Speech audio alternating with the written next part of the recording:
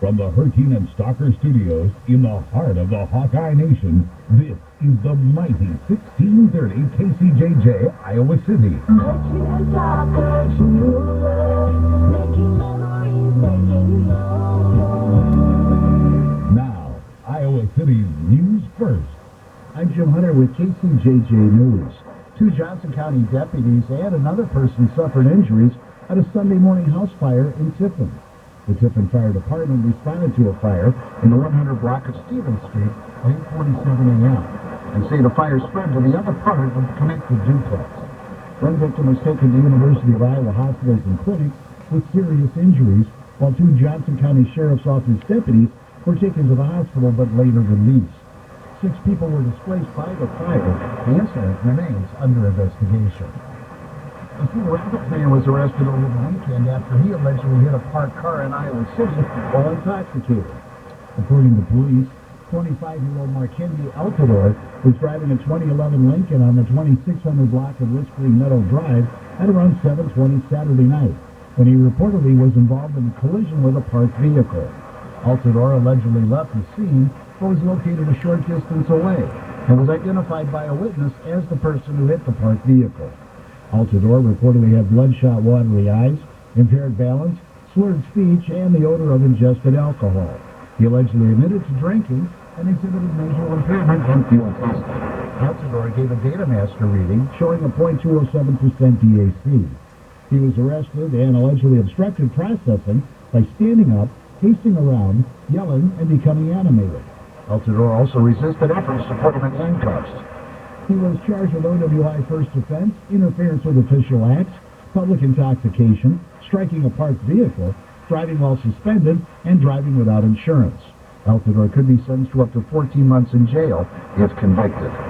The City of Iowa City will host a virtual information meeting on the upcoming Gilbert Street Bridge replacement project at 5:30 Wednesday afternoon.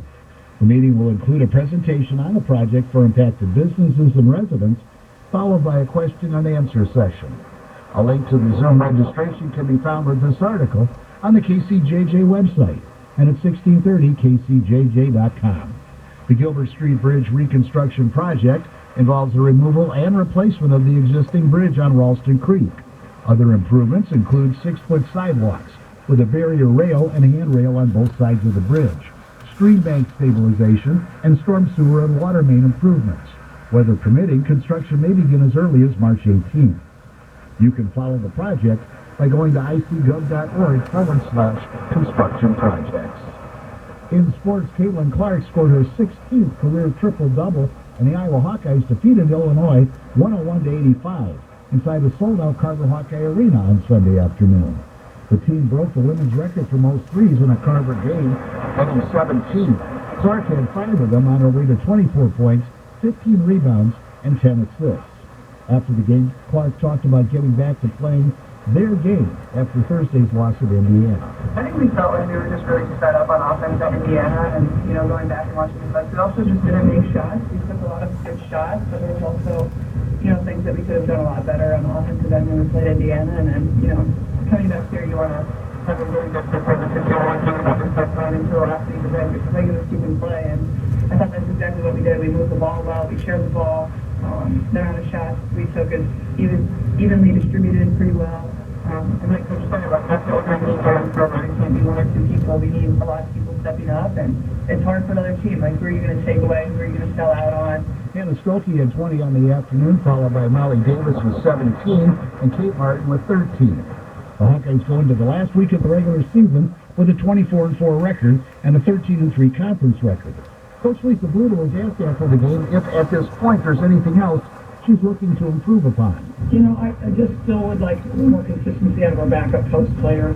It's like, one thing that hurts is just cringe about is inconsistency, right? To be consistently good or consistently bad, but be some of them. And it's like, right now, it's like we're almost gambling on who's put in between the 3 of them, and that's hard. It really is. It makes indecision, and it doesn't give you enough reps with that person, and so that's the one thing that I think that we're still battling with. Iowa heads to Minnesota for an 8 o'clock game Wednesday night.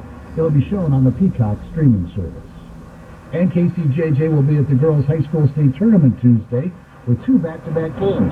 Starting at 10 o'clock with Solon against Dubuque Waller, followed by Clear Creek Amana and Gilbert. As the rest of our postseason schedule unfolds, you can find it on the KCJJ app and at 1630kcjj.com by clicking on High School Sports. With Iowa City's news first, I'm Jim Hunter. KCJJ weather. Brought to you by Front Supply.